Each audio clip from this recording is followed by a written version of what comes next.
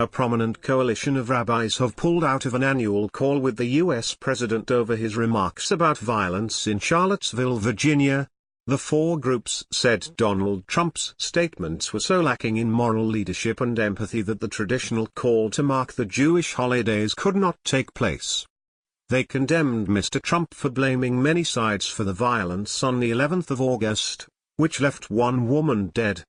The White House has not commented. White supremacists, neo-Nazis and the Ku Klux Klan were among the far-right demonstrators who took part in a torchlit rally, shouting racist and anti-Semitic slogans, in Charlottesville. The march had been organized to protest against the proposed removal of a statue of General Robert E. Lee, who commanded the pro-slavery Confederate forces during the American Civil War. But it descended into violence after the rally's supporters were confronted by anti-racism groups. A car driven by a man linked to white supremacists later plowed through a crowd of counter-protesters and killed a woman, 32-year-old Heather Heyer. In a statement, the Central Conference of American Rabbis, the Rabbinical Assembly, the Reconstructionist Rabbinical Association and the Religious Action Center of Reform Judaism denounced the president for repeatedly saying anti-racism protesters shared the blame for the violence. The president's words have given succor to those who advocate anti-Semitism, racism, and xenophobia, the coalition said.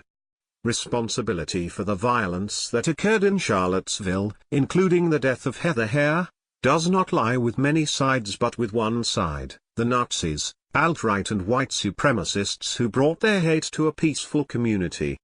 They must be roundly condemned at all levels. Mr. Trump has insisted he has done enough to condemn hate and bigotry. The four groups of rabbis are said to represent much of the U.S. Jewish community. However, the Organization of Orthodox Rabbis, the Rabbinical Council of America, did not sign the statement. It has previously condemned any suggestion of moral equivalency between the white supremacists and neo-Nazis in Charlottesville and those who stood up to their repugnant messages and actions. In recent years, the U.S. president has spoken by phone to hundreds of rabbis to bring holiday greetings ahead of Rosh Hashanah and Yom Kippur.